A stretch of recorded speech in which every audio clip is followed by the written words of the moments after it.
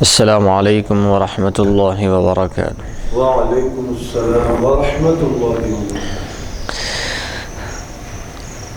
الحمد للہ وکفی وسلام علی عبادہ الذین اصطفی، اما بعد۔ معزز حاضرین و سامعین، رب ذی الجلال کے فضل و کرم سے اور اس کے حبیب مکرم کے صدقہ طفیل سے جامعہ انواریہ کے تحت کتابوں کی جو ریکارڈنگ کا سلسلہ چل رہا ہے، اسی سلسلے کی ایک کڑی جس کا ہم آغاز اس سے ماقبل کی نشست میں کر چکے ہیں، جو کتاب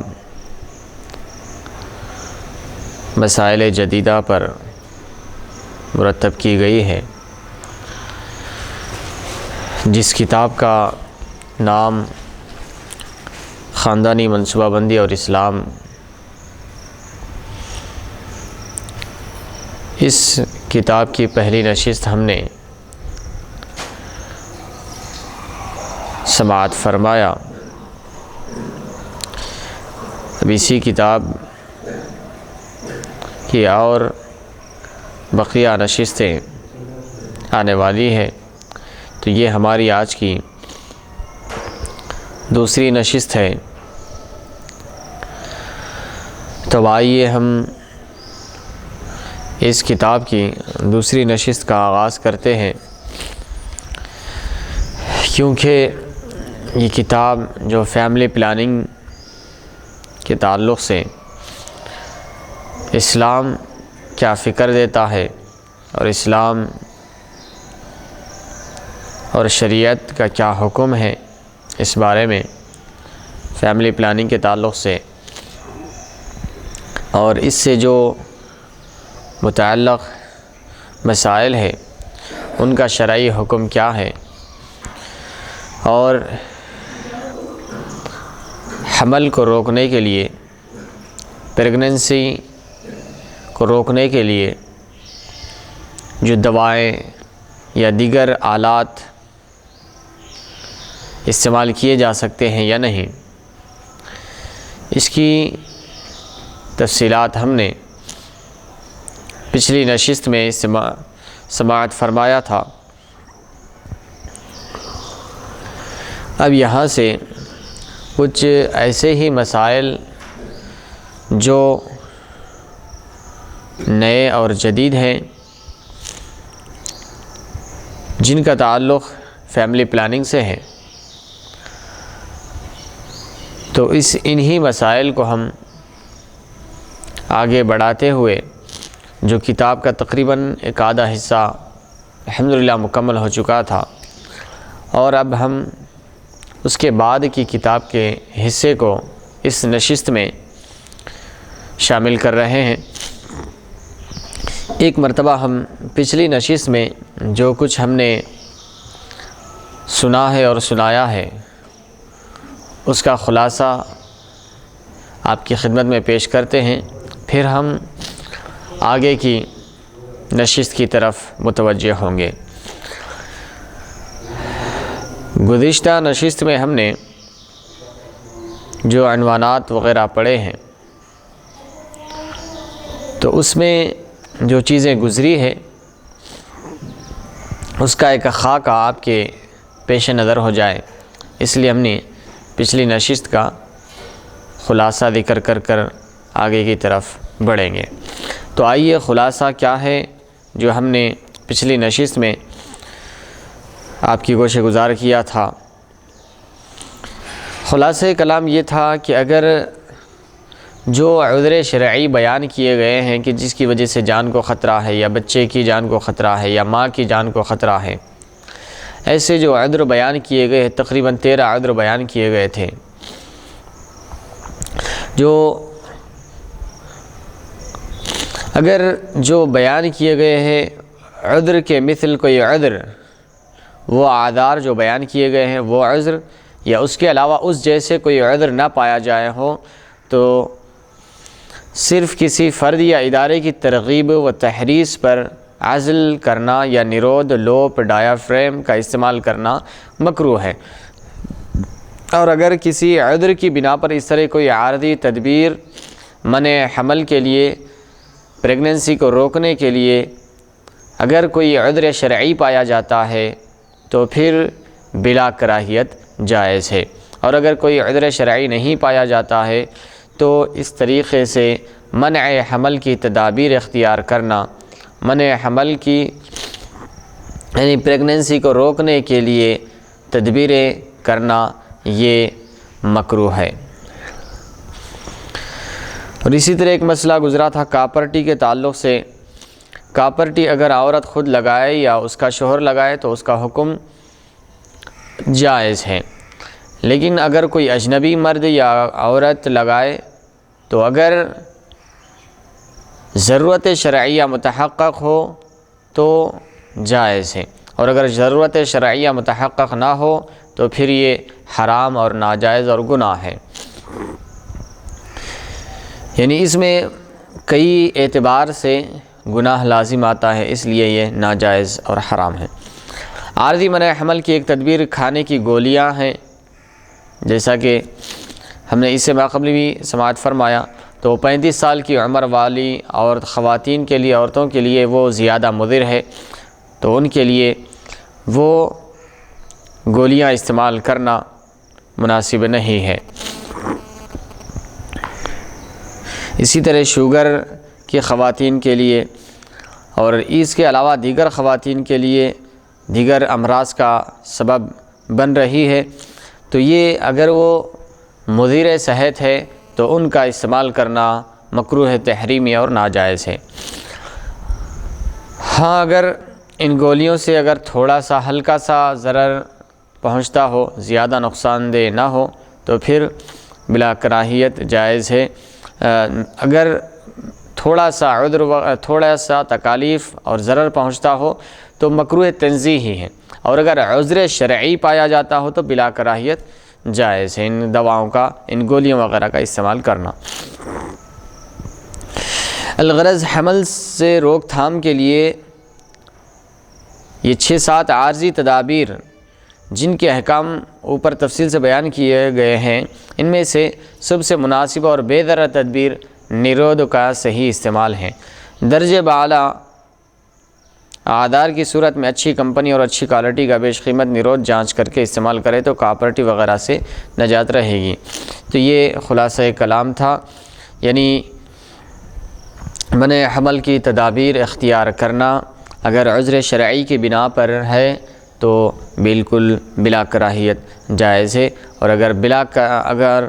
بغیر کسی عذر شرعی کے اگر اختیار کر رہا ہے تو یہ ناجائز ہے۔ اب یہاں سے آگے بڑھتے ہیں۔ صاحب کتاب مفتی نظام الدین صاحب جواب نمبر 2 تحریر فرما رہے ہیں، کیونکہ ابتداءً تقریباً 6 سوالات کیے گئے تھے جس میں مختلف سوالات تھے، تو اس میں کا اب دوسرے سوال کا جواب دیا جا رہا ہے جو کارپوریشن وغیرہ کے ممبر کے حوالے سے کیا گیا تھا۔ کارپوریشن وغیرہ کا ممبر ہونے کے لیے نسبندی کرنا کیسا ہے، شرعاً جائز ہے یا نہیں؟ Gram panchayat, municipality board, corporation کا ممبر ہونے یا ممبر کی بقا کے لیے اگر کبھی خدا نخواستہ عارضی مانع حمل تدابیر میں سے کسی تدبیر کو اختیار کرنا لازم کر دیا جائے تو دفع ضرر و جلب منفعت کے لیے نیرود کا استعمال کرنا جائز ہے۔ گولیاں کھانے کی عمر ہو تو بھی اس سے بچنا چاہیے، اور کاپرٹی کے حکم میں یہاں بھی وہی تفصیل ہوگی جو پہلے ذکر ہو چکی ہے۔ تو یہاں پر اس کے حوالے سے یہی کہا جا رہا ہے کہ اگر کسی پر دباؤ ڈالا جائے تو دفع ضرر اور جلب منفعت یعنی ضرر سے بچنے کے لیے اور نفع کو حاصل کرنے کے لیے یہ تدبیر اختیار کرنا، وہ بھی عارضی طور پر، عارضی طور پر منع حمل کی دوائیں استعمال کرنا یہ جائز ہے۔ اور منع حمل کی دائمی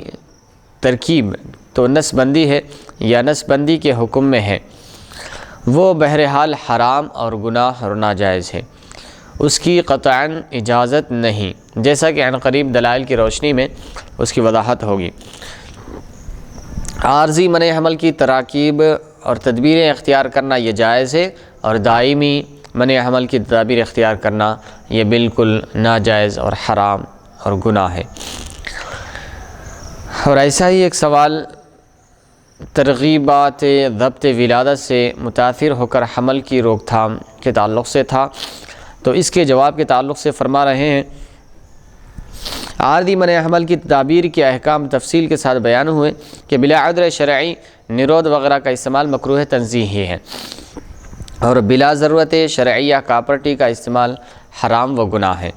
اور منع حمل کی دائمی ترکیب و دوا کا استعمال سخت حرام اور گناہ ہے، جبکہ اس کے باعث قوت تولید ہی ختم ہو جائے، جیسا کہ یہی ظاہر ہے، دلائل نیچے آ رہے ہیں۔ یعنی قوت تولید کو ختم کرنے والی، یعنی ولادت کی جو ایبیلٹی ہے، جو اولاد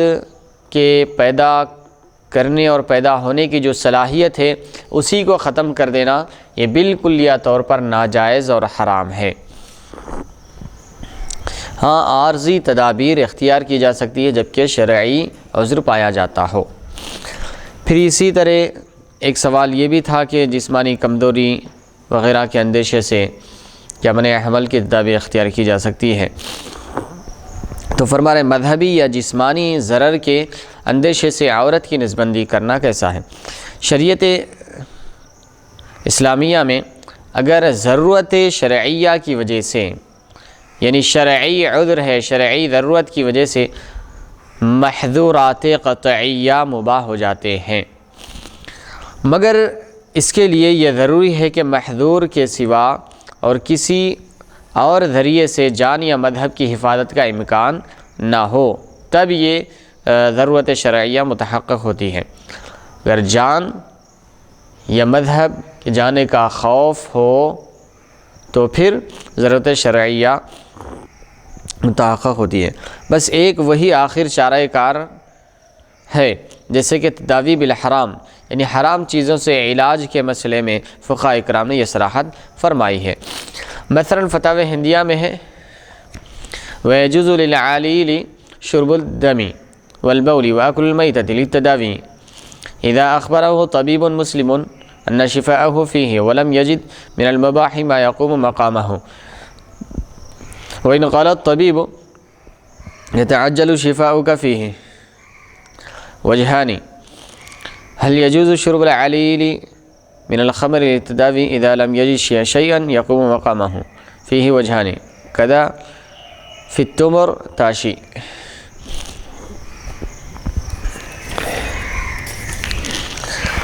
یہاں پر فتاوی ہندیہ میں یہ ایک حوالے سے بات کر رہے ہیں جو چیزیں ناجائز اور حرام ہوتی ہیں، لیکن جب ضرورت متحقق ہو جائے، جب عذر لازم آ جائے، جب کیا ہے ضرورت شرعیہ پائی جاتی ہے، تو پھر جو چیزیں ناجائز اور حرام ہوتی ہے وہ چیز بھی ضرورت کے تحت ناجائز اور حرام ہونے کے باوجود ضرورت پڑنے پر وہ چیز بھی مباح اور حلال ہو جاتی ہے، جیسا کہ یہاں پر مثال دے کر بتایا جا رہا ہے۔ یعنی ایک بیمار ہے، مریض کو علاج کی خاطر خون یا پیشاب پینا اور مردار کھانا جائز ہے۔ مریض کو علاج کی خاطر خون یا پیشاب پینا یا مردار کھانا جائز ہے، بشرطے کہ کسی مسلم طبیب نے کہا ہو کہ وہ اس سے شفا یاب ہوگا، نیز اس کے علاوہ اس کے بجائے کوئی مباح شے دستیاب نہ ہو۔ اگر کوئی اور شے سے اس کی صحت یابی ہو سکتی ہے تو پھر یہ چیز جائز نہیں ہے، اس کے علاوہ کوئی اور چیز اور چارہ ہے ہی نہیں تو پھر یہ چیزیں استعمال کرنا اس کے لیے جائز ہوگا۔ اور اگر طبیب نے یہ کہا کہ ان چیزوں کے استعمال سے تم جلد شفا یاب ہو جاؤ گے تو اس صورت میں بعض فقہا نے جواز اور بعض فقہا نے عدم جواز کا قول کیا ہے۔ اور رہا یہ کہ علاج کے لیے قلیل مقدار میں شراب استعمال کرنا جبکہ اس کے بجائے کوئی مباح شے دستیاب نہ ہو تو جائز ہے یا نہیں، تو اس صورت میں بھی فقہاء کرام کی دو طرح کی رائے ہیں اور دو طرح کے اقوال ہیں۔ ایسا ہی امام تمرتاشی کی شرح جامع صغیر میں ہے۔ اس کو سامنے رکھ کر اب نسبندی قوت تولید کو ہمیشہ کے لیے ضائع کر دینے والی دوا اور خسی ہونے کا شرعی جائزہ لیجئے، کیونکہ یہاں پر جو استدلال اور استخراج کیا جا رہا ہے وہ کیا ہے، جو چیز ناجائز اور حرام تھی لیکن ضرورت شرعیہ کی وجہ سے وہ چیز مباح ہو گئی انسان کے لیے استعمال کرنا، جیسے کہ شراب اور خون اور بول، یہ ناجائز اور حرام ہے پینا، اس کا استعمال ناجائز اور حرام ہے، لیکن جب اس کا علاج اس کے علاوہ کوئی اور دوسری چیز سے نہیں ہو سکتا تو کسی مسلم طبیب کسی مسلم حاذق ماہر طبیب کے کہنے پر وہ اس کا استعمال تداوی کے لیے، علاج کے لیے کر سکتا ہے۔ تو یہ جزیے کو اور ان چیزوں کو سامنے رکھ کر آگے خسی اور نسبندی کے تعلق سے حکم کا ہم جائزہ لیں گے۔ خسی ہونے اور نسبندی کیا ہے، حرام ہونے کے متعدد وجوہ ہے۔ نسبندی مرد کی ہو یا عورت کی، متعدد وجوہ سے حرام و گناہ ہے۔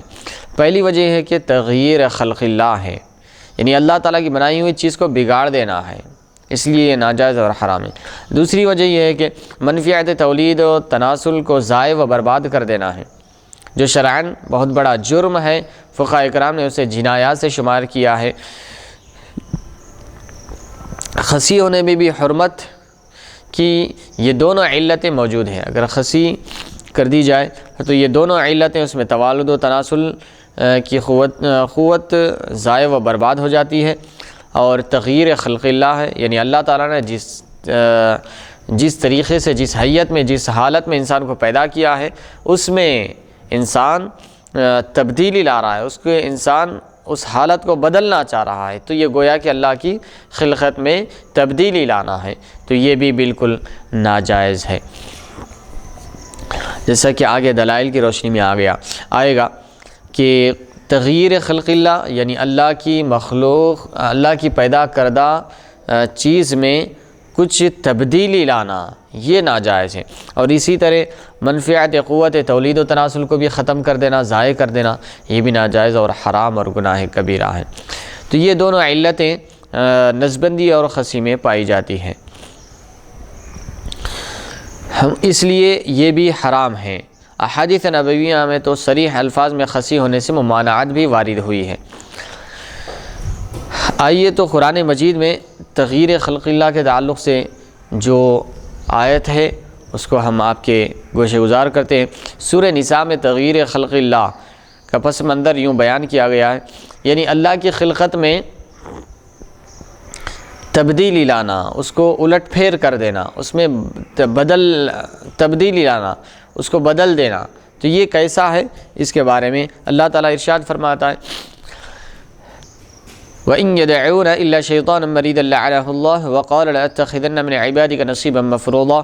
وَلَأُضِلَّنَّهُمْ وَلَأُمَنِّيَنَّهُمْ وَلَآمُرَنَّهُمْ فَلَيُبَتِّكُنَّ آذَانَ الْأَنْعَامِ وَلَآمُرَنَّهُمْ فَلَيُغَيِّرُنَّ خَلْقَ اللَّهِ۔ کافر نہیں پوچھتے مگر سرکش شیطان کو، کافر شیطان کی عبادت کرتے ہیں جس پر خدا نے لعنت کیا ہے، اور وہ بولا میں ضرور، یعنی شیطان نے کہا میں ضرور تیرے بندوں سے اپنا ٹھہرا ہوا حصہ لے لوں گا، میں ضرور انہیں بہکا دوں گا، شیطان کہتا ہے،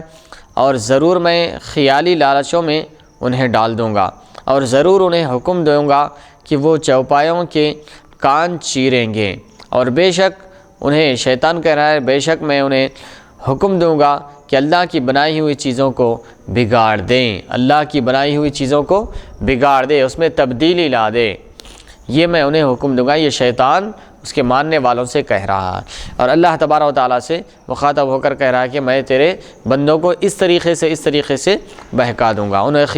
خیالی لالچ دے کر بہکاؤں گا، انہیں چوپاؤں کے کان چیرنے کا حکم دوں گا، اور اے اللہ تیری بنائی ہوئی چیزوں میں خلقت میں تبدیلی لانے کے لیے میں ان سے کہوں گا۔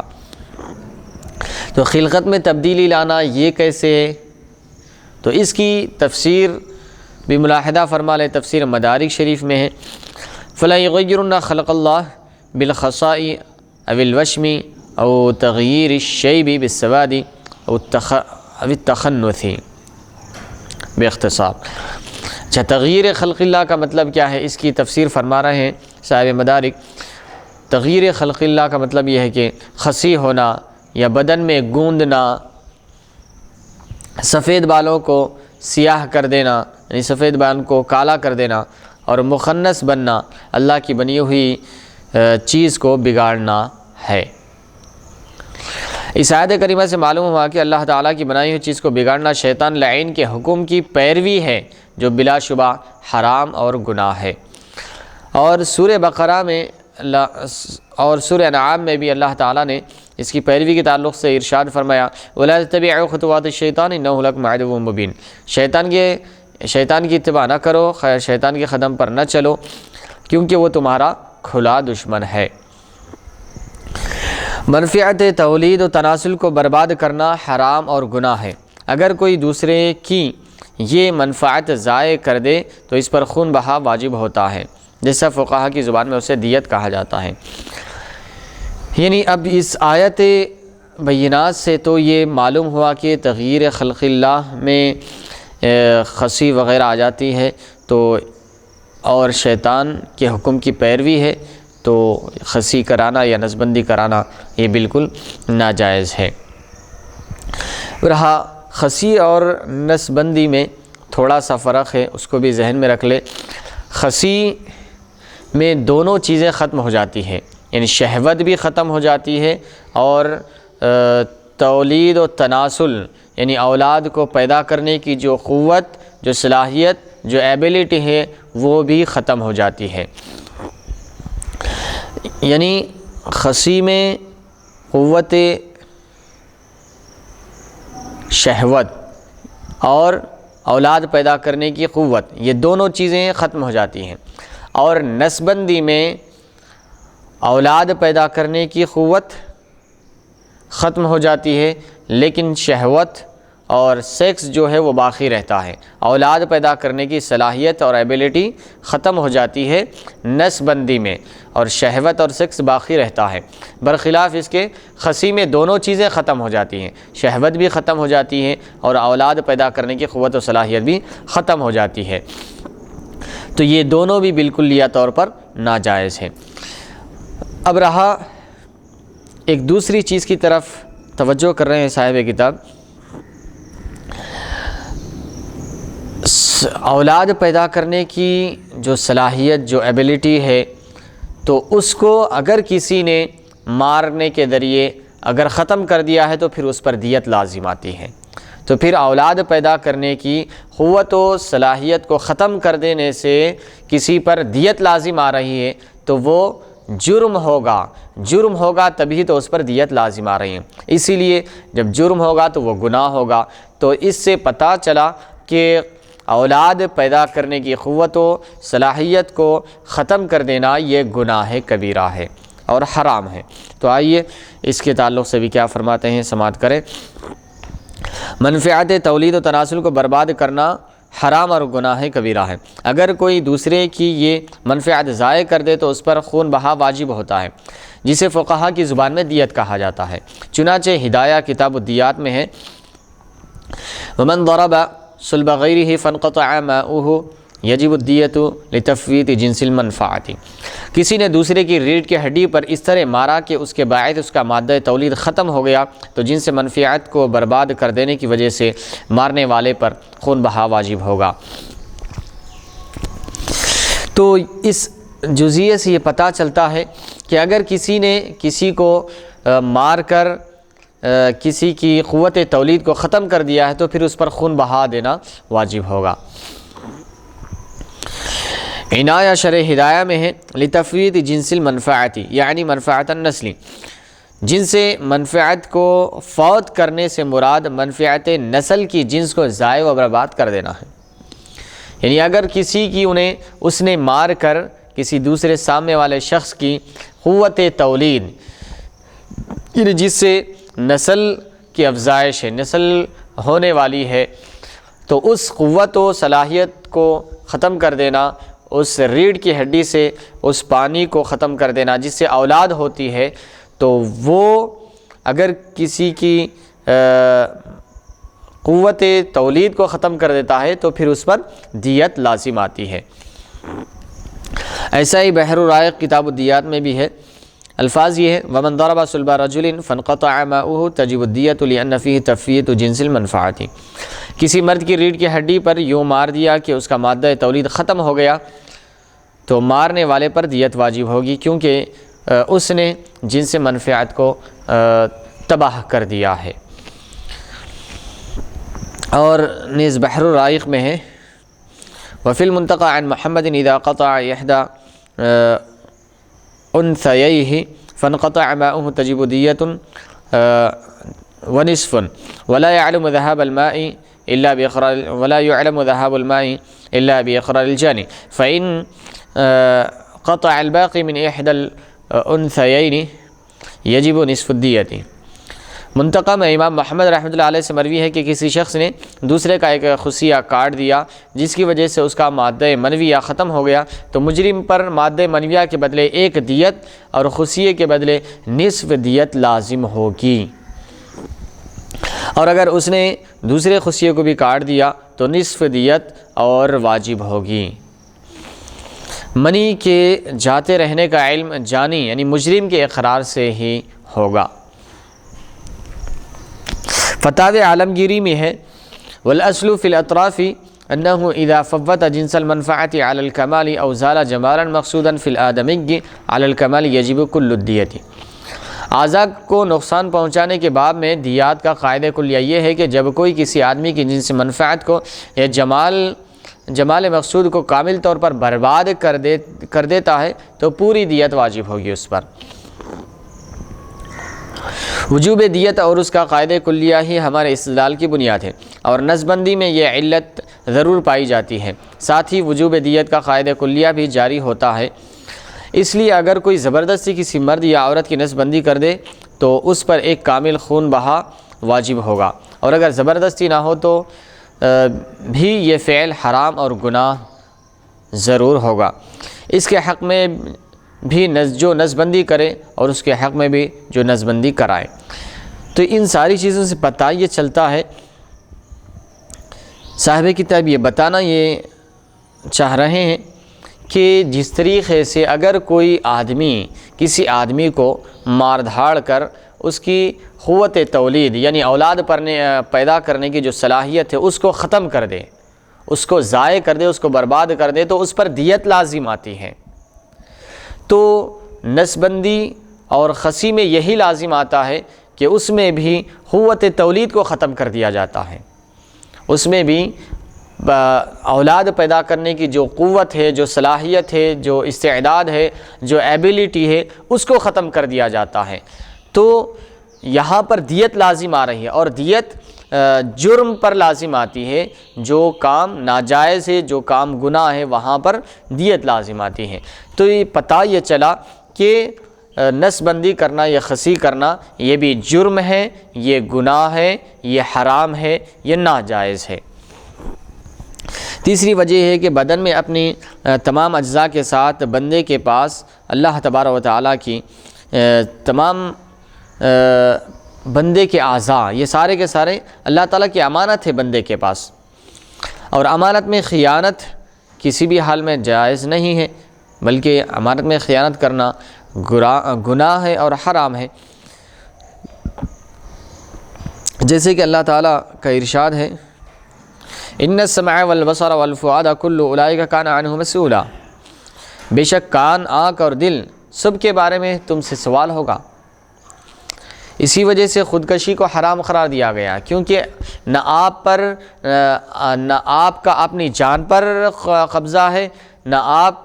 اپنے جان کے مالک ہیں، نہ اپنے اعضاء کے مالک ہیں، کیونکہ یہ تو آپ کے اعضاء، آپ کے ہاتھ، آپ کے پیر، آپ کی آنکھ، ناک، کان، یہ ساری چیزیں آپ کے پاس اللہ تعالیٰ کی امانت ہے۔ آپ اس میں تصرف نہیں کر سکتے، آپ اس میں تبدیلی نہیں کر سکتے، کیونکہ یہ اللہ تعالیٰ کی امانت ہے آپ کے پاس۔ اس میں تبدیلی کرنے کا، اس میں تصرف کرنے کا آپ کو بالکل اختیار نہیں ہے، کیونکہ قیامت کے دن یہ ساری چیزوں کے بارے میں تم سے سوال ہوگا کہ اللہ تعالیٰ نے جو تمہیں امانتیں دی تھی اس میں تم نے بیجا استعمال کیوں کیا، بیجا تصرف کیوں کیا۔ تو ارشاد ربانی ہے ان السمع والبصر والفؤاد کل اولئک کان عنہ مسئولا، یقیناً کان، یقیناً آنکھ اور دل، سب کے بارے میں اللہ تعالیٰ تم سے سوال کرے گا۔ اسی لیے اگر کوئی خودکشی کرتا ہے، کیونکہ جان پر اس کا قبضہ نہیں ہے اس لیے اس کو تصرف کا حق نہیں، اگر کوئی اپنی جان آپ لیتا ہے، خودکشی کر لیتا ہے، خود سے مرنے کی کوشش کرتا ہے، خود سے اپنے آپ کو مار دیتا ہے، تو اس نے گویا کہ جو چیز اس کے حق میں نہیں تھی، جس چیز کا تصرف اس کے حق میں نہیں تھا، اس کو اس نے استعمال کیا۔ یہ کیا ہے؟ یہ گناہ کبیرہ ہے، یہ حرام ہے، اسی لیے خودکشی کو بھی حرام قرار دیا ہے۔ یہاں سے بخوبی عیاں ہو گیا کہ خسی ہونا اور مرد یا عورت کی نسبندی 3 وجوہ سے قطعاً حرام اور گناہ کبیرہ ہے۔ 3 چیزیں صاحب کتاب نے یہاں پر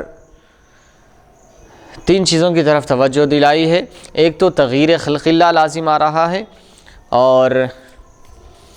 دوسرا اللہ تعالیٰ کی امانت میں خیانت لازم آ رہی ہے، اور تیسرا شیطان کی پیروی لازم آ رہی ہے۔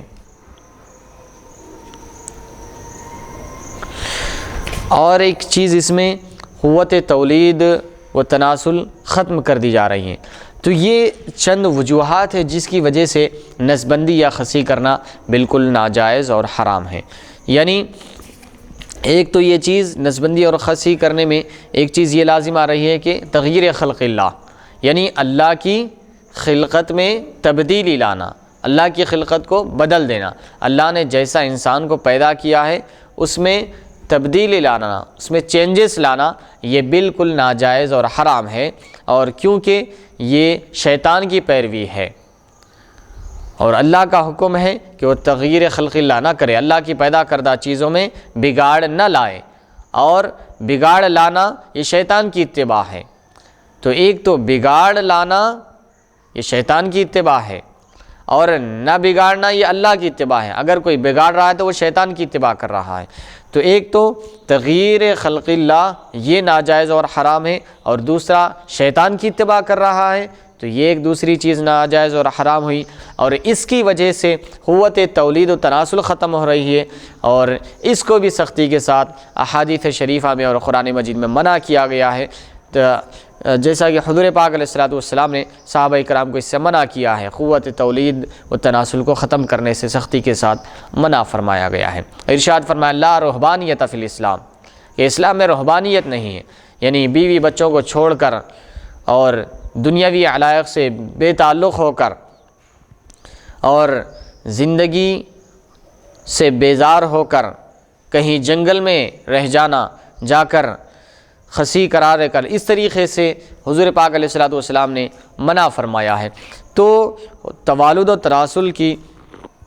قوت جو ایبیلٹی ہے، جو صلاحیت ہے، اس کو ختم کر دینا، یہ بھی ایک گناہ لازم آ رہا ہے۔ اور تیسرا گناہ یہ بھی لازم آ رہا ہے کہ یہ ساری چیزیں آپ کے پاس اللہ تعالیٰ کی امانت ہے، اور آپ امانت میں خیانت نہیں کر سکتے، اور خیانت کرنا گناہ کبیرہ اور حرام ہے۔ تو ان ساری وجوہات کی بنا پر نسبندی ہو یا خسی یہ ناجائز اور حرام ہے۔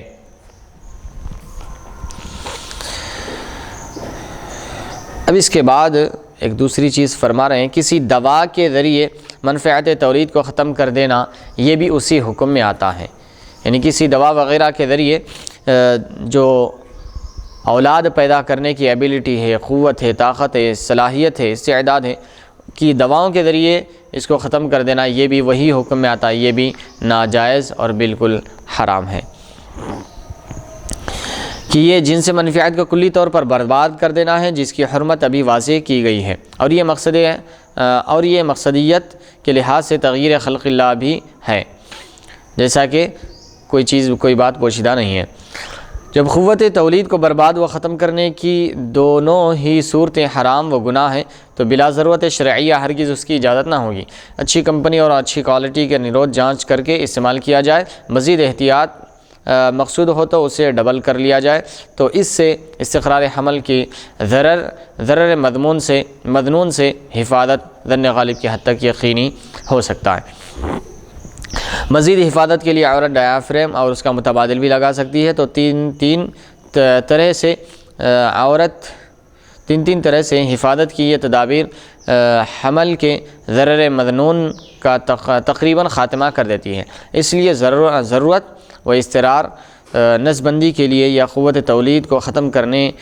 والی دواؤں کے لیے ہرگز متحقق نہیں، لہذا دائمی منع حمل تدابیر اختیار کرنا ناجائز اور حرام اور گناہ کبیرہ ہے۔ مسلمانوں پر فرض ہے کہ اس سے کلی اجتناب کریں اور اللہ تبارک و تعالیٰ کی ذات سے خیر کی پوری توقع رکھتے ہوئے اس پر توکل کریں۔ واللہ تعالی اعلم۔ اور ایک سوال، غریبی اور مفلسی اور مفلوق الحالی کی وجہ سے یہ مانع حمل کی دوائیں اختیار کی جا سکتی ہے یا نہیں، اس کے تعلق سے بھی سوال تھا، اس کا بھی جواب ملاحظہ فرمائیں۔ غربت و مفلوق الحالی کے خوف سے منع حمل کی تدابیر اختیار کرنا ناجائز اور گناہ ہے،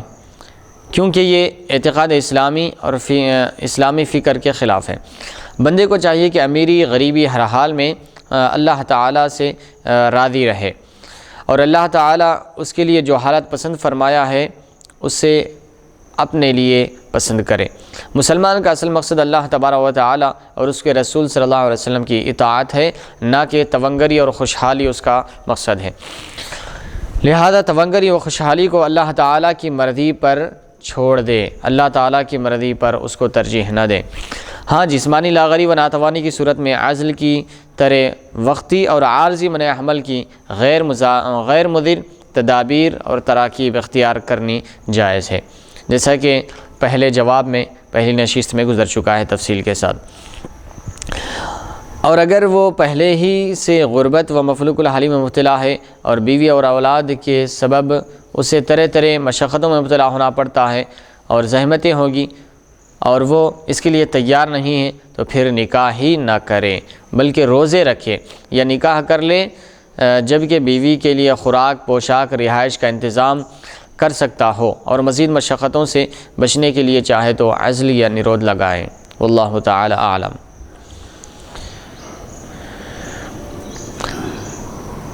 پھر ایک جواب اسقاط حمل کے تعلق سے تھا، اس کو بھی سماعت فرما لیں۔ اس غربت و مفلوق الحالی کے ضمن میں ایک چیز ذہن میں رکھیں، کیونکہ اسلامی عقیدہ یہ ہے کہ غریبی اور تونگری یہ اللہ تبارک و تعالیٰ کی دین اور عطا ہے، اور ہر انسان کو چاہیے کہ وہ اپنے رب پر پورا توکل کرے، اور اگر کوئی غریبی اور مفلسی اور مفلوق الحالی کی وجہ سے یہ چیزیں اختیار کرنا چاہتا ہے تو سب سے پہلے اس کو یہ چیز غور کرنی چاہیے کہ اس کے لیے شادی کرنا ہی جائز نہیں ہے اگر وہ اپنے بیوی بچوں کی صحیح پرورش اور ان کے رہنے سہنے اور کھانے پینے کا انتظام نہیں کر سکتا ہو تو اس کے لیے شادی کرنا ہی جائز نہیں ہے۔ ہاں، اگر شادی کر بیوی کے رہن سہن اور اس کے کھانے پینے کا اور اس کے پوشاک کا انتظام کر سکتا ہے تو پھر اس کے لیے جائز ہے کہ وہ نکاح کرے، لیکن نکاح کے بعد اولاد کی پرورش کے لیے اس کے پاس موقف نہیں ہے تو پھر وہ عزل وغیرہ یا نیرود وغیرہ استعمال کر سکتا ہے، لیکن بلا وجہ اس طریقے سے خدشات میں یا اندیشوں میں غربت اور مفلسی کی خوف سے ہی عزل یا نیرود وغیرہ استعمال کرنا جائز نہیں ہے، بلکہ اگر یقین ہو یہ کیفیت کا تو جائز ہوگا، ورنہ مکروہ ہوگا۔ جواب نمبر 6، اس سوال میں اسقاط حمل کے تعلق سے سوال کیا گیا تھا۔ یہ اسقاط حمل یعنی ابورشن کرانا، یعنی حمل کو گرا دینا، حمل کو ساقط کر دینا، ابورشن کرانا، یہ جائز ہے یا نہیں؟ اگر جائز ہے تو کس صورت میں جائز ہے، کون سی حالت میں جائز ہے، کون سی حالت میں جائز نہیں ہے؟ آئیے اس کی تفصیل سماعت فرما دیں۔ اس مسئلے کے تعلق سے رد المحتار میں یہ وضاحت کی گئی ہے۔ قال في النهر بقي هل يباح والإسقاط بعد الحمل؟ نعم يباح ما لم يتخلق منه شيء ولن يكون ذلك إلا بعد 120 يوما، وهذا يقتضي أنهم أرادوا بالتخليق نفخ الروح، وإلا فهو غلط لأن التخليق يتحقق بالمشاهدة قبل هذه المدة كذا في الفتح، وإطلاقهم يفيد عدم توقف جواز إسقاطها قبل المدة المذكورة على إذن الزوج، وفي كراهة الخانية، ولا يقول بالحل إذ المحرم لو كسر بيض الصيد ضمنه لأنه أصل الصيد، فلما كان يؤاخذ بالجزاء فلا أقل من أن يلحقها إثم هنا إذا أسقطت بغير عذر. قال ابن وهبان ومن الأعذار أن ينقطع لبنها بعد ظهور الحمل، وليس لأبي الصبي ما يستأجر به الضير ويخاف هلاكه، ونقل عن الذخيرة لو أرادت الإلقاء قبل مضي زمن ينفخ فيه الروح هل يباح لها ذلك أم لا؟ اختلف فيه، وكان الفقيه علي بن موسى يقول إنه يكره، فإن الماء بعدما وقع في الرحم مآله الحياة، فيكون له حكم الحياة كما في بيضة صيد الحرم ونحوه في الظهيرية. قال ابن وهبان فإباحة الإسقاط محمولة على حالة العذر أو أنها لا تاثم إثم القتل، وبما في الذخيرة تبين أنهم ما أرادوا بالتخليق إلا نفخ الروح، وأن خادقا مسبوق بما مر من التفقه، والله تعالى الموفق. کلام النہر. ان ساری عبارتوں میں یہ بتلایا جا رہا ہے کہ اسقاط حمل جائز ہے یا نہیں، اور جائز ہے تو کب جائز ہے اور کب جائز نہیں ہے. ملاحظہ فرمائیں. هل يباح الاسقاط بعد الحمل، یعنی حمل قرار پانے کے بعد، پریگننسی کے بعد، حمل ٹھہر جانے کے بعد اس کو گرانا جائز ہے یا نہیں؟ تو فرما رہے ہیں نعم یباح ما لم یتخلق منہ شیء، ہاں ایک صورت میں جائز ہے جبکہ ابھی اس میں خلقت پائی نہ جائے. خلقت سے کیا مراد ہے؟ وَلَنْ يَكُونَ ذَلِكَ إِلَّا بَعْدَ 120 يَوْمًا، اور اس میں تخلیق اور خلقت کا پیدا ہونا یہ نہیں ہوتا ہے مگر 120 دن کے بعد، یعنی 120 دن کے بعد اس میں حیات ڈالی جاتی ہے، اس میں روح پھونکی جاتی ہے. اگر اس سے پہلے ہے تو یہ جائز ہے، اس کے بعد یعنی 120 دن کے بعد جائز نہیں ہے. تخلیق سے کیا مراد ہے؟ یعنی جب تک کہ وہ خلقت نہ ہو جائے اس سے پہلے، خلقت ہونے سے پہلے اس کو ابورشن کرانا، حمل کو گرانا، حمل کو ساقط کرنا یہ جائز ہے. اب تخلیق سے مراد کیا ہے؟ تو فرما رہے ہیں تخلیق سے فقہا کی مراد یہی ہے کہ نفخ روح، یعنی جب تک اس میں جان نہ پھونکی جائے اس وقت تک، اس سے پہلے تک ابورشن کیا جا سکتا ہے، حمل ساقط کیا جا سکتا ہے. لیکن یہ بھی عذر کی صورت میں، اگر کوئی شرعی عذر ہے، جان کو خطرہ ہے، یا جو چھوٹا بچہ ہے اس کو دودھ پلانے میں دشواری ہے، یہ عذر شرعی کی صورت میں اسقاط حمل جائز ہے، ورنہ ایسی صورت میں بھی جائز نہیں ہے. اس کا ترجمہ سماعت فرما لیں. نہر میں ہے. اب باقی رہا یہ مسئلہ کہ حمل ٹھہرنے کے بعد اسقاط جائز ہے یا نہیں. تو اس کا جواب یہ ہے کہ حمل کے بعد جب تک کچھ تخلیق نہ ہوئی ہو اسقاط جائز ہے، اور تخلیق 120 دن کے بعد ہی ہوتی ہے. اس کا تقاضا یہ ہے کہ تخلیق سے فقہا کی مراد نفخ روح ہے، ورنہ تخلیق کی مدت 120 دن قرار دینا صحیح نہیں ہوگا، کیونکہ اصل تخلیق کا آغاز تو اس مدت سے پہلے ہی ہو جاتا ہے۔ ایسا ہی فتح القدیر میں ہے۔ اور فقہا کا مطلق اسقاط کی اجازت دینا اس بات کا افادہ کرتا ہے کہ مذکورہ مدت سے پہلے اسقاط کا جائز ہونا شوہر کی اجازت پر موقوف نہیں ہے۔ اور خانیہ کی کتاب الکراہہ میں ہے کہ میں اسقاط کی حلت کا قائل نہیں ہوں، کیونکہ اگر محرم نے شکار کا انڈا توڑ دیا تو اسے اس کا تاوان دینا ہوتا ہے، کیونکہ انڈا ہی شکار کی اصل ہے، اور جب انڈا توڑنے والے پر تاوان لازم ہوتا ہے تو بلا عذر اسقاط حمل کی صورت میں کم از کم گناہ ضرور لازم ہوگا۔ ابن وہبان نے کہا کہ آدار سے یہ بھی ہے کہ حاملہ ہونے کے بعد عورت کا دودھ منقطع ہو جاتا ہے اور بچے کے باپ کے پاس اتنی وسعت نہ ہو کہ وہ کسی دودھ پلانے والی کو اجرت پر رکھ کر دودھ پلا سکے، اور ساتھ ہی بچے کی ہلاکت کا اندیشہ بھی ہو۔ اور ذخیرہ سے نقل کیا گیا ہے کہ نفخ روح کی مدت 120 دن سے پہلے اگر عورت حمل کو ساقط کرنا چاہے تو یہ مباح ہے، جائز ہے یا نہیں، تو اس میں فقہا کے دو اقوال ہے۔ فقی علی بن موسیٰ کا قول یہ ہے کہ اسقاط حمل مکروہ ہے، کیونکہ مرد کا پانی جب عورت کے رحم میں پہنچ گیا تو اب انجام کار اس میں جان پڑ جائے گی، لہٰذا اس کے لیے جاندار ہی کا حکم ہوگا، جیسا کہ حرم کے شکار کے انڈے کا حکم ہے۔ ایسا ہی ظہیریہ میں ہے۔ ابن وہبان کہتے ہیں کہ اس تفصیل سے یہ ظاہر ہو گئی کہ اسقاط کا مباح ہونا حالت عذر پر محمول ہے، یا یہ مراد ہے کہ وہ قتل انسان جیسے جرم عظیم کے گناہ میں ملوث نہ ہوگی، مگر گنہگار تو ضرور ہوگا۔ نیز ذخیرہ کی عبارت سے یہ معلوم ہوا کہ فقہا کے یہاں اس مقام پر تخلیق سے مراد نفخ روح ہے۔ ان عبارتوں کا خلاصہ کیا ہے اس کو بھی ملاحظہ فرما لیں۔ ان عبارات کا خلاصہ قدر وضاحت کے ساتھ یہ ہے کہ حمل میں جان پڑ جانے کے بعد اسے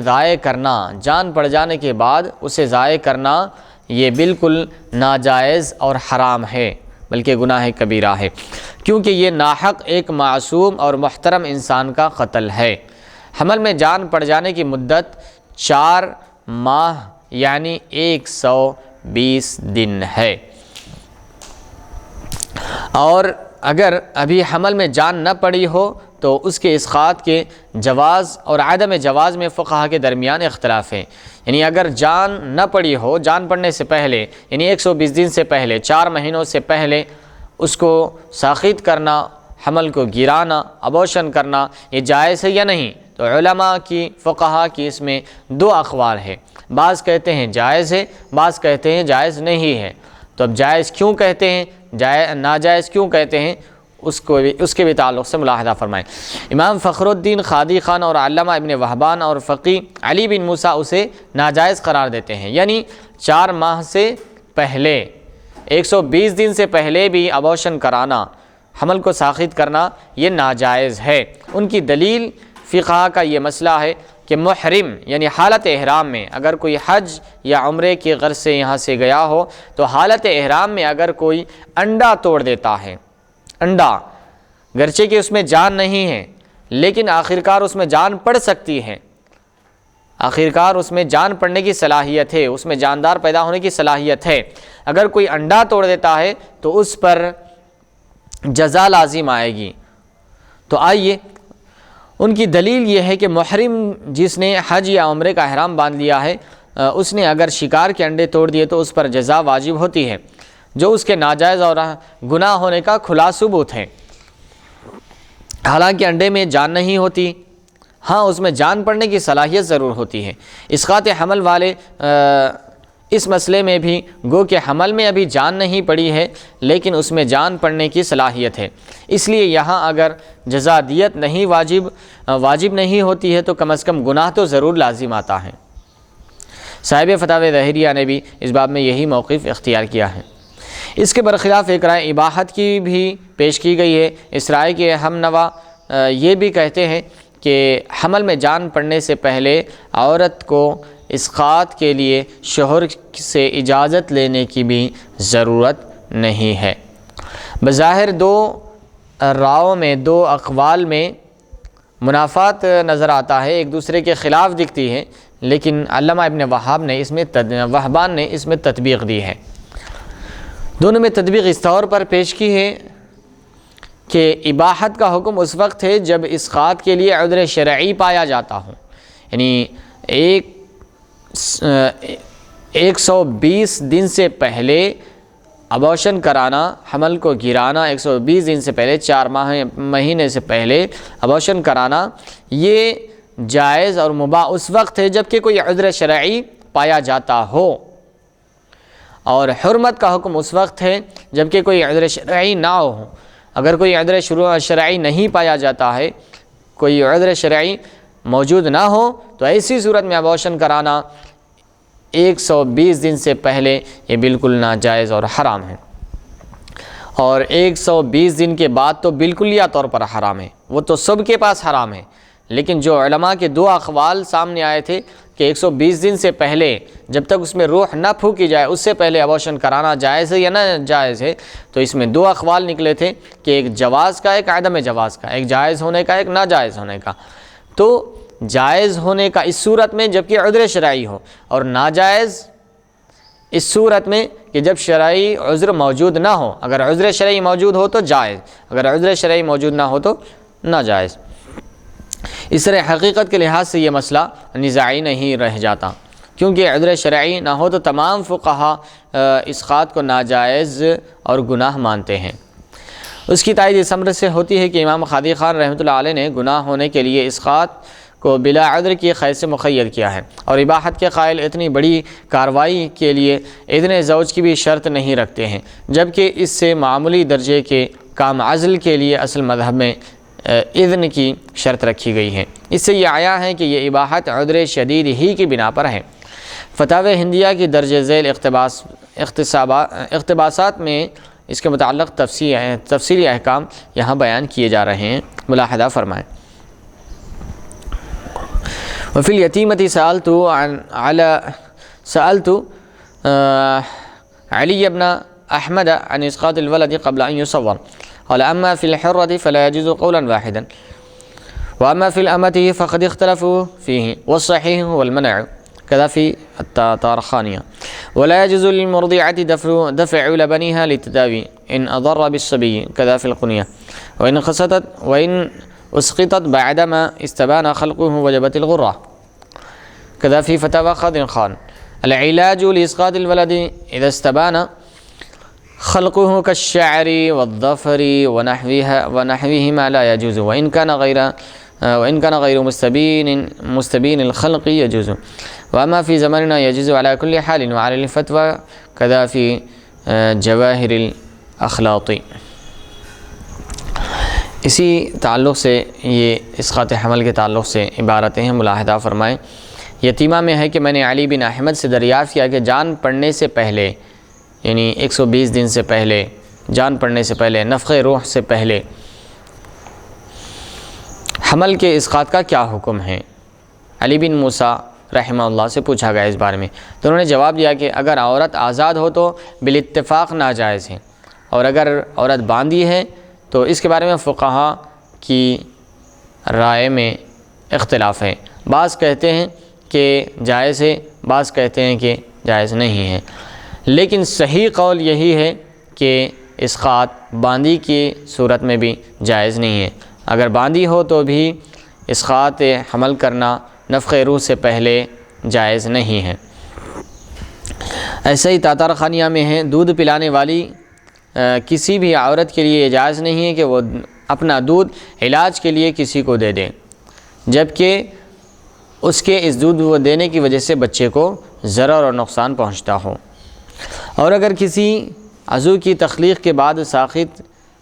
کر دیا جائے تو غرہ یعنی 500 درہم ہدیہ واجب ہوگا۔ ایسا ہی فتاوی خادی خان میں ہے، اسقاط کے لیے علاج کرانا یعنی حمل میں جان پڑ چکی ہو، مثلا بال اور ناخن وغیرہ نکل آئے ہوں، جائز نہیں، اور اگر ابھی جان نہ پڑی ہو تو جائز ہے، یعنی ابھی نفخ روح سے پہلے اسقاط کیا جا رہا ہو تو جائز ہے، اور اگر نفخ روح کے بعد تو بالکلیہ طور پر جائز نہیں ہے۔ بلکہ ہمارے زمانے میں تو بہرحال جائز یہی مفتابہی قول ہے، اور ایسا ہی جواہر الاخراطی میں ہے۔ اب سوال یہ ہے کہ عذر شرعی کس درجے کا ہونا چاہیے، کس حالت میں اسقاط ابورشن کیا جا سکتا ہے اور کس حالت میں ابورشن کرنا جائز نہیں ہے۔ اس تعلق سے علامہ ابن وہبان نے ایک عذر شرعی کی نشاندہی کر کے اس درجے کا اشارہ بھی بتلا دیا کہ کس درجے میں، کس صورت میں آپ ابورشن کرا سکتے ہیں، کس درجے میں آپ کا ابورشن نہیں کرانا چاہیے۔ وہ فرماتے ہیں کہ بچہ ابھی شرخوار ہو اور حمل کی وجہ سے ماں کا دودھ ختم ہو جائے اور باپ مفلوک الحال ہو، دودھ پلانے کے لیے دایا کا انتظام نہیں کر سکتا ہو اور اسے ڈر ہے کہ بچہ بھی ہلاک ہو جائے، تو اس صورت میں حمل ضائع کرنے کی اجازت ہے۔ یعنی غربت اور مفلسی اس حد تک پہنچ جائے کہ وہ اپنے جو موجود بچہ ہے اس بچے کی پرورش کرنے کے لیے اس کے پاس اتنی بھی استطاعت نہیں ہے کہ دایا کو دودھ پلانے کے لیے اہتمام کر سکے، تو ایسی صورت میں اگر وہ حمل قرار پا جاتا ہے اور حمل قرار پانے کے بعد ایک عرصے کے بعد، ایک وقت مقرر کے بعد دودھ بھی رک جاتا ہے، عورت کو دودھ بھی نہیں آتا ہے، جب دودھ رک جاتا ہے تو پھر اس کا جو چھوٹا بچہ ہے دودھ پینے والا، اگر ماں کا دودھ رک جائے تو پھر اس کو دوسرے دودھ کا انتظام ضروری ہوگا، اور والد میں اور شوہر میں اتنی استعداد نہیں ہے کہ وہ دوسری دایا کا انتظام کرے دودھ پلانے کے لیے، تو اور خدشہ ہے کہ وہ بچہ ہلاک ہو جائے اور امکان ہے کہ وہ بچہ اس دودھ نہ ملنے کی وجہ سے ہلاک ہو جائے، اتنی اس کے پاس استطاعت نہیں ہے کہ دوسرا انتظام کر سکے، تو ایسی شدید صورت میں وہ جو حمل جس میں ابھی نفخ روح نہیں ہوا ہے، ابھی اس میں روح نہیں پھونکی گئی ہے، 120 دن سے پہلے، 4 مہینوں سے پہلے ایسے حمل کو گرانا جائز ہے، تب اس وقت جب کہ دوسرے کی جان کو خطرہ ہو۔ اگر یہ ایسی ضرورت نہیں ہے کہ کسی جان کو خطرہ نہ ہو تو پھر اسقاط حمل کی بھی اجازت نہیں ہے۔ ایک عبارت جو اسی مضمون کی طرف اشارہ کرتی ہے، امرأۃ مرضعۃ ظہر بها حبل وانقطع لبنها وتخاف على ولدها الهلاك وليس لأبي هذا الولد سعة حتى يستأجر الضير يباح لها أن تعالج في استنزال الدم ما دام نطفة أو مضغة أو علقة لم يخلق له عدو وخلقه لا يستبين إلا بعد 120 يوما 40 نطفة و40 علقة و40 مضغة كذا في خزانة المفتيين وهكذا في فتاوى خاضر خان۔ حاملہ عورت کے سبب کسی دودھ پلانے والی عورت کا دودھ ختم ہو گیا جس کی وجہ سے اسے اپنے بچے کی ہلاکت کا اندیشہ ہے، اور بچے کے باپ کے پاس اتنی وسعت اور گنجائش نہیں کہ وہ کسی دایا کو اجرت پر رکھ کر وہ عورت اسقاط حمل کے لیے علاج کرا سکتی ہے، جبکہ حمل نطفہ یا بستہ خون یا گوشت کے ایسے لوتھڑے کی صورت میں ہو جس میں کسی عضو کی تخلیق نہ ہوئی ہو، اور حمل میں تخلیق اعضاء کا ظہور 120 دن کے بعد ہی ہوتا ہے، جن میں وہ 40 دن نطفہ اور 40 دن دم بستہ اور 40 دن گوشت کے ایک لوتھڑے کی شکل میں ہوتا ہے۔ ایسا ہی خزانۃ المفتیین میں اور خاضر خان میں ہے۔ یہاں پر جو عذر اوپر بیان کیا گیا اس کو اور واضح کر کے بیان کیا گیا کہ ایک عورت جو دودھ پلا رہی ہے بچے کو، دودھ پلانے والی ماں ہے، اس دوران اس کو یہ پتہ چلا کہ وہ حاملہ ہے، وہ حمل سے ہیں، اور اگر وہ حمل کو باقی رکھے گی تو دودھ رک جائے گا، اور اس کے شوہر کے پاس اتنی بھی گنجائش نہیں ہے کہ وہ دوسری دایا کا دودھ پلانے کا انتظام کر سکے، تو ایسی صورت میں کہ اس بچے کے ہلاک ہو جانے کا اندیشہ ہے، تو ایسی صورت میں اس عورت کو اجازت ہے کہ وہ جو موجودہ حمل ہے جس میں ابھی نفخ روح نہیں ہوا ہے جس پر ابھی 120 دن نہیں گزرے ہیں، 4 مہینے نہیں گزرے ہیں اور اس پر نفخ روح نہیں ہوا ہے، تو ایسی صورت میں، ایسے عذر کی صورت میں کہ اس کا شوہر اس بات کی بھی گنجائش نہیں رکھ سکتا کہ اس کے بچے کی پرورش کے لیے دودھ کا انتظام یا دایہ کا انتظام کر سکے، تو ایسی خاتون کے لیے، ایسی عورت کے لیے ابورشن کرانے کی اجازت ہے۔ یہ عذر ضرورت کے درجے کا ہے، بلفظ دیگر 2 بلاؤں میں سے ہلکی بلا کو مجبوری کے بنا پر اختیار کرنا ہے، کیونکہ حمل ابھی جاندار انسان نہیں ہے، توقع ہے کہ آگے چل کر وہ بھی جاندار یعنی روح انسانی کا حامل ہو جائے۔ دوسری طرف ایک محترم و معصوم انسان کی جان جانے کا خطرہ ہے۔ ظاہر ہے کہ بے جان حمل کے ضیاء کے بالمقابل ایک محترم جان کا ضیاء بڑی بلا ہے، اور یہاں جان بچانے کے لیے اب یہی ایک راستہ رہ گیا ہے کہ حمل کو ضائع کر دیا جائے، تو بلا شبہ یہ ضرورت شرعی کی بنیاد پر ہی اباحت ہوئی ہے۔ بلفظ دیگر 2 بلاؤں میں سے ہلکی بلا کو بوجہ ضرورت شرعیہ ہی اپنانے کی رخصت ملی ہے۔ اب یہاں پر ایک چیز بیان کی جا رہی ہے، 2 بلاؤں میں سے ایک ہلکی بلا کو اختیار کرنا، یہ شریعت اجازت دیتی ہے۔ یعنی آپ کوئی 2 بڑی مصیبتوں میں گھر جائے، کوئی بڑی مصیبتیں آپ پر آ پڑی ہو، تو ان 2 بڑی مصیبتوں میں سے جو مصیبت چھوٹی ہے، ہلکی ہے، خفیف ہے، جس کا نقصان کم ہے، 2 مصیبتیں، ایک کا نقصان بہت زیادہ ہے اور ایک کا نقصان بہت کم ہے، تو احادیث شریفہ میں یہ ارشاد فرمایا گیا ہے اخف البلیتین، یعنی جو مصیبت ہلکی ہے اس کو اختیار کر لے، جو مصیبت بڑی ہے اس کو چھوڑ دیں۔ تو اب یہاں پر 2 مصیبتیں یہ تھی کہ ایک یہ کہ ایک چھوٹا بچہ دودھ پینے والا ہے، اور پھر اوپر سے دوسرا حمل قرار پا گیا ہے۔ اگر دوسرے حمل کو باقی رکھا جائے تو پھر یہ جو دوسرا بچہ جو موجود ہے، جو دودھ پینے والا ہے، اس کے ہلاک ہو جانے کا اندیشہ ہے۔ جبکہ ابھی ادھر اگر دیکھا جائے تو جو ابھی بچہ وجود میں نہیں آیا، جس میں ابھی نفخ روح نہیں آئی، امکان ہے کہ اس میں بھی روح آ جائے، امکان ہے کہ وہ بھی ایک انسان کامل بن جائے، لیکن ادھر اگر اس کو باقی رکھا جائے، یہ حمل کو باقی رکھا جائے، تو ادھر یہ جو موجود ہے، جو ایک انسان کی شکل میں موجود ہے، اس کی جان جانے کا خطرہ ہے۔ تو ادھر یہ بچہ جو موجود ہے، جو دودھ پینے والا ہے، ادھر اس کی جان کو خطرہ ہے، اور ایک ادھر اگر حمل ضائع کر دیا جائے جس میں ابھی نفخ روح نہیں پھونکی گئی ہے، جس میں ابھی روح نہیں پھونکی گئی ہے، ادھر اس کی جان کو جانے کا خطرہ ہے، 2 طرف بھی جان کو خطرہ ہے، لیکن ادھر ابھی اس میں جان نہیں پڑی ہے اور اس میں جان پڑ گئی ہے،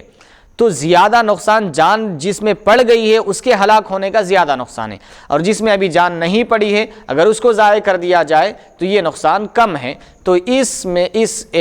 اعتبار سے ابھی جس میں روح نہیں پھونکی گئی ہے اس حمل کو ساقط کرنا اس کی بڑی بات جان بچانے کے لیے جائز ہے، یہ عذر شرعی ہے۔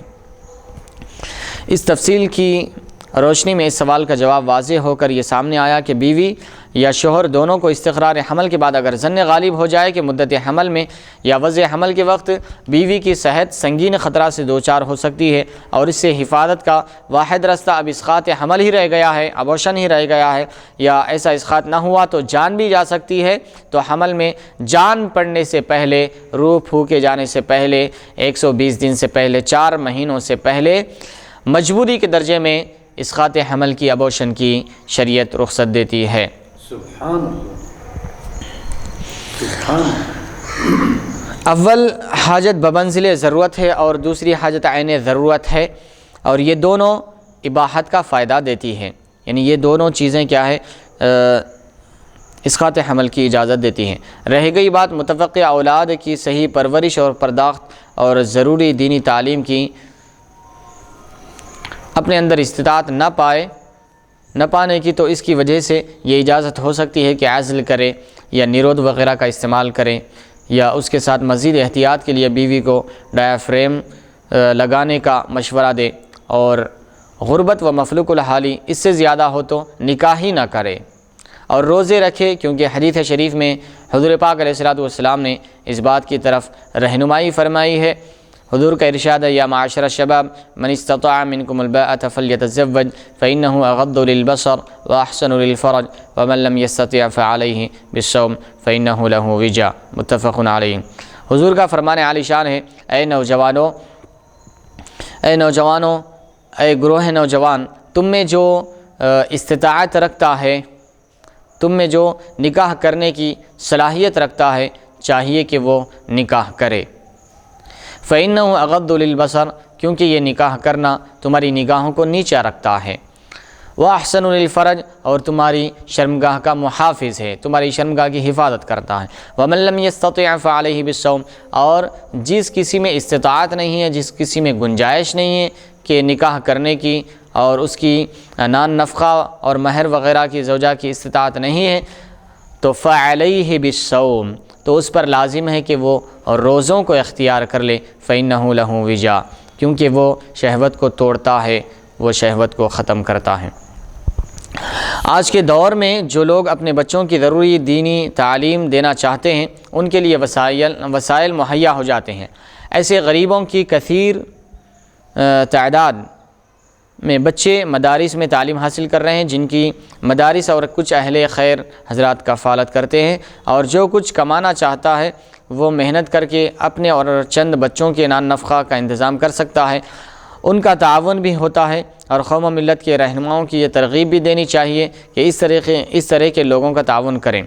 حضور سید عالم صلی اللہ علیہ وسلم نے افضل اعمال سے جن چیزوں کو شمار فرمایا ہے، ان میں اطعام طعام، افشاء سلام اور مسلمانوں کی خیرخواہی بھی ہے۔ ساتھ ہی یہ بھی ارشاد فرمایا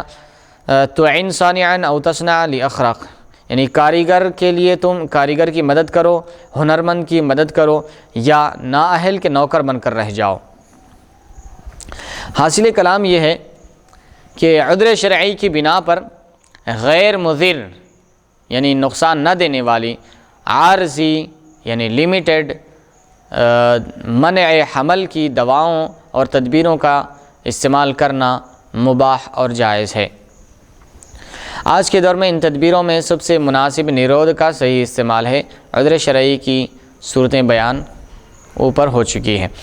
عذر شرعی اگر ضرورت کی حد تک ہو تو مثلا استقرار حمل کی صورت میں جان جانے کا خطرہ ہو تو کاپرٹی لگانے کی بھی رخصت ہے، مگر ایسی ضرورت کا تحقق نادر ہے، کیونکہ اگر بیوی ڈایافرام لگا لے اور ساتھ ہی شوہر عمدہ قسم کے نیرود جانچ کر کے 1 یا 2 کا استعمال کرے تو استقرار حمل سے تقریباً بچا جا سکتا ہے۔ ہاں اگر خود شوہر کاپرٹی لگائے یا بیوی اپنے طور پر لگا لے تو بلا ضرورت شرعیہ بھی اس کی اجازت ہے۔ واللہ تعالی اعلم۔ نسبندی مرد کی ہو یا عورت کی، اس کے لیے ضرورت شرعیہ نہیں پائی جاتی ہے، کیونکہ اس کا متبادل اختیار کر کے استقرار حمل سے بچا جا سکتا ہے۔ نسبندی مرد کی ہو یا عورت کی، نسبندی یعنی قوت تولید بالکلیہ طور پر ختم کر دینا، یعنی جو بچہ پیدا کرنے کی صلاحیت ہے اس کو بالکلیہ طور پر ختم کر دینا، یہ بالکل ناجائز اور حرام ہے، کیونکہ بچہ پیدا کرنے کی جو صلاحیت ہے یہ اللہ تعالیٰ کی عطا ہے اور امانت ہے، اور اللہ تعالیٰ کی عطا کردہ چیزوں میں آپ کو تصرف کا اختیار نہیں ہے۔ یہ اللہ تعالیٰ کی خلقت میں، پیدائش میں بگاڑ پیدا کرنے کے مماثل ہے، اور یہ شیطانی عمل ہے۔ ان تمام وجوہات کی بنا پر لیکن اگر جان کو خطرہ ہو تو ایسی صورت میں مستقل بچہ پیدا کرنے کی جو صلاحیت ہے فطری طور پر، تو اس کو ختم کر دینا، زائل کر دینا، کیا یہ شریعت میں اس کی گنجائش ہے، اجازت ہے؟ لیکن اگر غور کیا جائے تو یہ جو قوت تولید وغیرہ ہے اس کے رہنے سے انسان کو جان کا خطرہ نہیں رہتا، جی، اس کی موجودگی میں۔ عموماً جو ہے عام طور پر جیسا کہ آج عرف عام میں دور حاضر میں موجودہ زمانے میں یہ دیکھا جا رہا ہے کہ وہ عورتیں جن کو آپریشن کے ذریعے 3 یا میکسیمم 4 بچے وغیرہ ہو جاتے ہیں، جی، تو ہونے کے بعد جو ہے ڈاکٹر گینیکالوجسٹ تو وہ یہ مشورہ دیتے ہیں کہ اگر آپ کو اب یا لڑکا ہوگا یا لڑکی ہوگی تو آپ کی جان میں خطرہ ہے، یا بعض وقت سچویشن ایسا ہوتا ہے کہ یعنی بچہ اگر پیدا ہوگا تو بچے کی جان کو خطرہ ہو سکتا ہے یا زچہ کو بھی خطرہ ہو سکتا ہے۔ تو ان صورتوں میں جبکہ ڈاکٹر یہ مشورہ دے رہے ہیں کہ مستقل طور پر اگر اب آپ کو بچہ ہوا تو آپ کی جان جانے کا خطرہ ہے اور آپ کی صحت سخت ناساز ہے، سخت خراب ہے، تو کیا ایسی صورت میں مستقل آپریشن کرانے کی، جیسا کہ عموماً کرا دیتے ہیں جی، آپریشن، یعنی مستقل طور پر بچہ پیدا کرنے کی جو صلاحیت ہوتی ہے اسی کو زائل کر دیا جاتا جو ہے وہ چیز ختم کر دی جاتی ہے، بالکل صحیح فرمایا. تو پھر ایسی صورت میں کیا حکم ہے شریعت میں؟ ہاں بالکل، جو چیزیں آپ ابھی تفصیل کے ساتھ بیان فرما رہے تھے اسی صورت کو کھول کھول کر بیان کیا گیا کہ ایسی حالت میں بھی بالکل ناجائز ہے. کیوں ناجائز کیوں ہے؟ اس لیے کہ حرام سمجھے سیدھا سے۔ ناجائز حرام ہے، بالکل حرام ہے. کیوں؟ اس کی وجہ یہ ہے حرام کی کہ ایک تو تغییر خلق اللہ، یہ ساری چیزیں ہم تفصیل کے ساتھ یہ چیزیں رکھ دی ہیں. اس کی حرمت کی وجہ یہ ہے کہ اس کا یہ جو چیزیں، ایک جو فقہ کا قاعدہ ہے الضرورت تبیح المحظورات، یعنی جو چیزیں ناجائز ہے ضرورت شرعیہ اگر پڑنے پر وہ چیزیں جائز ہو جاتی ہیں، جیسے کہ خون، شراب وغیرہ یہ پینا ناجائز ہے. لیکن اگر ضرورت متحقق ہو جائے کہ آپ کی جان کو خطرہ ہے، اگر نہ کھایا جائے نہ پیا جائے تو شریعت آپ کو وہ استعمال کرنے کی اجازت دیتی ہے. مثال کے طور پہ پانی کی ضرورت ہے باڈی کو، جی، 4 دن سے پانی پیے ہوئے نہیں ہیں، اب شراب کے علاوہ کوئی اور چیز نہیں ہے، تو ایسی صورت میں شراب حرام ہونے کے باوجود بھی شریعت آپ کو اجازت دیتی ہے، آپ کے لیے وہ حلال کر دی، آپ کے لیے وہ مباح کر دی گئی ہیں. تو ایسی صورت یہاں پر کب، جب کہ پانی وغیرہ موجود نہ ہو تو آپ کے لیے یہ شراب، خون وغیرہ جائز ہے. اگر آپ کے لیے پانی یا شربت وغیرہ دوسری چیزیں موجود ہیں تو آپ کے لیے شراب جائز نہیں ہے. یہ چیز قابل غور ہے. یہ مثال دے کر میں آپ کے جواب کی طرف آ رہا ہوں کہ آپ کے پاس کوئی دوسرا متبادل موجود نہیں ہے، شراب یا خون کے علاوہ آپ کی جان بچانے کے لیے کوئی دوسرا پانی، شربت وغیرہ کوئی جائز اور حلال شے وہاں پر موجود نہیں ہے سوائے شراب یا خون وغیرہ کے. جو چیز حرام ہے وہی موجود ہے، اور وہی چیز اگر آپ استعمال کریں تو آپ کی جان بچ سکتی ہے، ورنہ کوئی اور چیز نہیں ہے آپ کی جان بچانے کے لیے. تو ایسی صورت میں وہ شراب آپ کے لیے استعمال کرنا مباح ہے، جائز ہے. اگر آپ کے لیے وہاں پر کوئی متبادل، اس کے علاوہ کوئی اور شے موجود ہو جو آپ کی جان بچا سکتا ہے تو آپ کے لیے شراب استعمال کرنا جائز نہیں ہے. شراب کے بجائے آپ کے پاس وہاں پر شربت بھی موجود ہے، وہاں پر سرکہ موجود ہے یا پانی موجود ہے، تو ایسی صورت میں آپ کو شراب استعمال کرنے کی اجازت ہرگز نہیں ہے، کیونکہ شراب حرام ہے. تو اسی طرح یہاں پر جو آپ ابھی جو مسئلہ آپ اٹھائے ہیں کہ 1 2 3 یا 4 مرتبہ آپریشن سے اولاد ہونے کے بعد ڈاکٹرز یہ کہہ دے کہ اب اگر حمل قرار پا جائے تو آپ کی جان کو خطرہ ہو سکتا ہے یا ہونے والی اولاد کی جان کو خطرہ ہو سکتا ہے، تو اب آپ کے لیے ایک ہی راستہ ہے کہ آپ قوت تولید ہی ختم کر لیں، قوت ولادت کی جو بچے پیدا کرنے کی جو صلاحیت، جو ایبلٹی، جو استعداد ہے اسی کو ختم کر دیں، ورنہ آپ کی یا آپ کے ہونے والی اولاد کی جان کو خطرہ ہے. تو یہاں پر یہ ایک ہی راستہ نہیں ہے جان بچانے کا یہاں پر، کیونکہ متبادل موجود ہے. لیکن یہ جو متبادل جو موجود ہے جی مفتی صاحب، تو بسا اوقات ایسا ہوتا ہے کہ جیسا کاپرٹی ہے، جی، اور جیسا کہ اور ایک چیز ہم کتاب ڈایافریم لوپ وغیرہ ہے، لوپ، جی، تو ان چیزوں کی ایک لمیٹڈ پیریڈ، ایک لمیٹڈ ٹائم، یعنی محدود مدت اور وقت کے لیے یہ چیزیں ہوتی ہیں. جی، یعنی یوں سمجھیے کہ 2 سال 3 سال یا میکسیمم 4 سال تک کی اس کی جو ہے وارنٹی وغیرہ ہوتی ہیں. تو اس کے بعد اگر وہ جسم میں رہ جائیں تو اس سے زہر پھیلنے کا اندیشہ ہوتا ہے، خطرہ ہوتا ہے. پھر وہ نکالنے کے بعد پھر کچھ دنوں کے بعد جو ہے پھر دوبارہ دلانا پڑتا ہے. تو اب یہ جو مراحل ہے، تو یہ جو مراحل ہے، ان مراحل میں اگر کبھی غفلت ہو جائے، بھائی کبھی 4 سال کے بعد جو ہے کاپرٹی ہو یا لوپ وغیرہ ہو یا ڈایافریم وغیرہ، ایسی چیزیں جو عموماً جو ہے ایک رکاوٹ ہے بچہ پیدا کرنے کے لیے، شرعی عذر ہو تو ان صورتوں میں جب 4 سال کے بعد نکال دیا جائے گا اس کو، تو پھر اگر بھول گئے ڈالنا، اس میں غفلت ہو گئی، یا پھر ڈاکٹر یہ بولے کہ ایک ہفتے کے بعد ڈالیں گے، اس اثنا میں اگر مباشرت ہو گئی اور حمل ٹھہر جائے اور پھر اس کو ویسا ہی چھوڑ دیا جائے، تو یہ ایک مسائل پیدا ہو سکتے ہیں اس میں. ہاں مسائل. تو ان صورتوں میں شریعت کا کیا حکم ہے؟ ان صورتوں میں بھی کیونکہ یہ غفلت ہے، آپ کی اپنی طرف سے ہے غفلت، یہ کوتاہی، یہ غفلت آپ اپنی طرف سے ہیں. یہ غفلت جو چیز ناجائز ہے اس کو جائز نہیں کر دے، شریعت اس کی اجازت نہیں دیتی. غفلت میں آپ اگر کوئی چیز جو ناجائز چیز کو جائز قرار دیں گے، یہ شریعت کا اصول نہیں ہے۔ شریعت کا اصول یہ ہے کہ آپ کی جان کو خطرہ ہو اور سامنے والی چیز کے علاوہ کوئی اس کا متبادل نہیں ہو، تو پھر آپ کے لیے وہ چیز قابل استعمال ہوتی ہے، ورنہ اگر آپ کے پاس کوئی متبادل ہو تو پھر اس کے علاوہ کوئی چارہ نہیں ہوتا۔ جیسا کہ آپ کو عزل کی بھی اجازت دی گئی ہے، تو وہی صورتیں آپ کو آپ کے موجودہ زمانے کے لحاظ سے ڈایافریم یا لوپ یا نرود وغیرہ۔ جی اور ایک چیز یہ ہے کہ بھائی بولا بالفرض کاپرٹی وغیرہ اس کا پیریڈ ختم ہونے کے بعد وہ ایکسپائر ہونے کے بعد جو ہے آپ جب نکال دیں، جی چلانا بھول گئے، غفلت ہو گئی، کوتاہی ہو گئی، کاہلی سستی کی بنا پر، تو اگر حمل ٹھہر گیا تو پھر وہ 120 دن کے اندر گرایا جا سکتا ہے، وہ بھی ضائع کیا جا سکتا ہے، ضائع کیا جا سکتا ہے۔ تو کیونکہ بہت سارے طریقے ہیں اس کے، جی لیکن مستقل طور پر آپریشن کرانا یہ تو کسی بھی صورت میں ناجائز اور حرام ہے۔ اللہ اکبر، اللہ اکبر۔ تو یہ مستقل طور پر نسبندی یا چاہے مرد کی ہو یا عورت کی قوت تولید ختم کرنا یہ کسی بھی حالت میں جائز نہیں ہے، کیونکہ مختلف طریقے ہیں، مختلف راستے ہیں۔ اولاد سے اگر بڑی جان کو یا چھوٹی جان کو خطرہ ہو، ایک 3-4 دفعہ آپریشن ہو جائے، پھر اس کے بعد اولاد ہونے کا امکان ہو جس کی وجہ سے بڑی یا چھوٹی جان کو خطرہ ہو،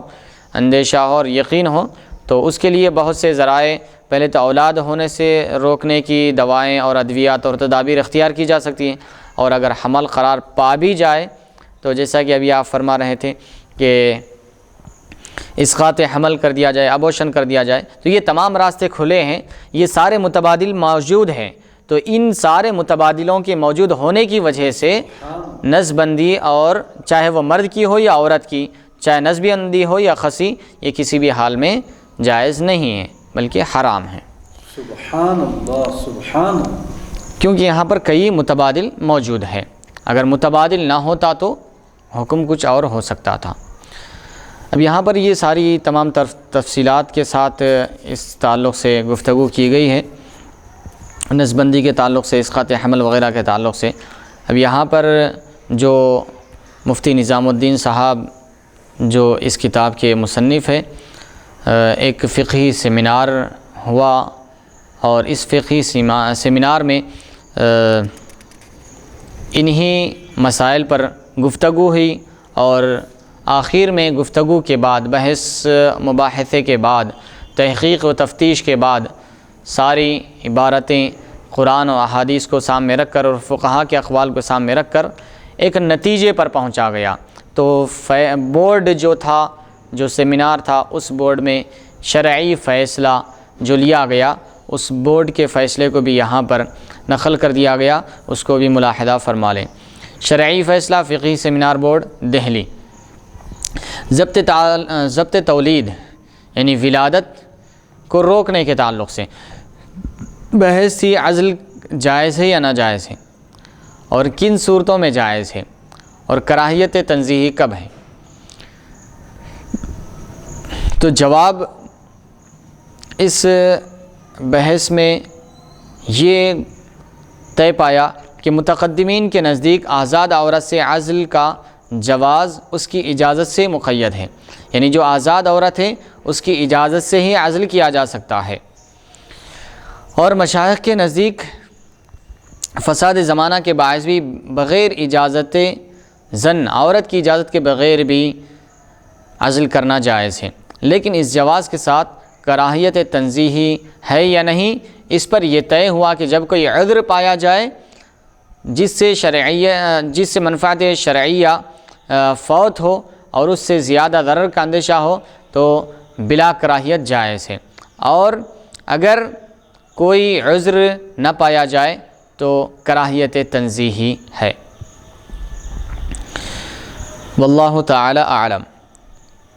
اب عذر کیا کیا ہو سکتے ہیں، اس کی مثالیں بھی